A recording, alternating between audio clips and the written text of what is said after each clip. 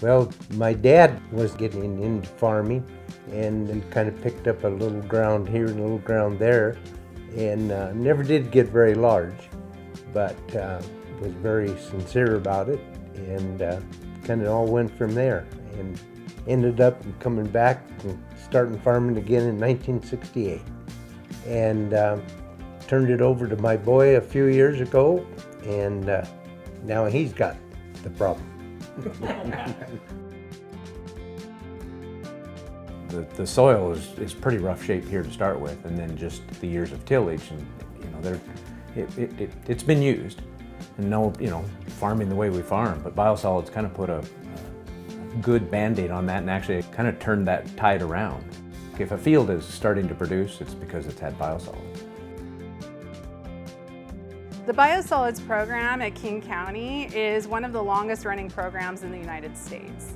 We've been running for nearly 50 years now with early research into the application of biosolids in the early 70s. Biosolids are a byproduct of the wastewater process. So as wastewater comes into our system, we want to separate out the liquids from the solids. Those solids go into what's called digestions. We put them in these large cylinders, similar to, say, your stomach, where it reaches 98.8 degrees, and the beneficial bacteria go to work on breaking down all of the material that's coming in. So all of those solids, or poop, like we like to call it, gets broken down by these beneficial bacteria. So biosolids are really this organic material that is high in nutrients and is extremely valuable to our soil systems. In 1991, they come and approached Leroy, and my partner, and then he approached the rest of us to see if we were interested, which we were.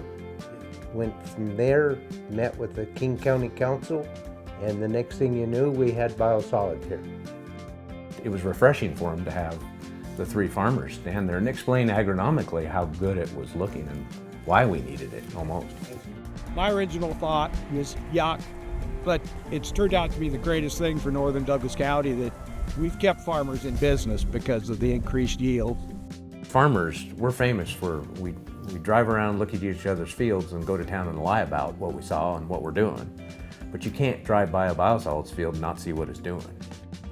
So the crops we've got now are, we've got wheat, canola, sunflowers, we're trying millets, sorghum, oats, triticale.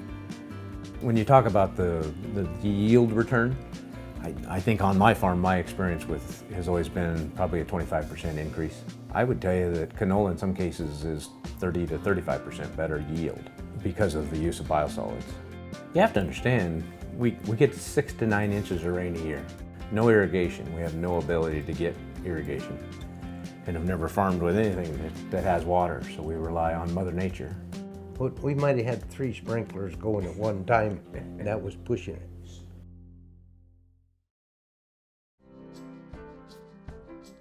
So this is huge for the farmers. They don't have to put a chemical fertilizer on in between biosolids applications. They're paying for the nutrient value, but they're also getting all this other value with the microbial activity, with the water retention. So it's really this cumulative effect over time. Soil health is the new buzzword. It's been that way for 5, 6, 7 years. And it kind of hit me that these guys actually were well upon their time. Didn't use that term soil health, but they were trying to improve what they were. And I actually remember both Leroy and Dad using the term stewards. We were good stewards of the land. We know something needs to change. They knew that. And all of a sudden they were gifted something that they could see could turn that around. And they were comparing and contrasting at that time using anhydrous ammonia fertilizer. And if you know anything about anhydrous, it's hot.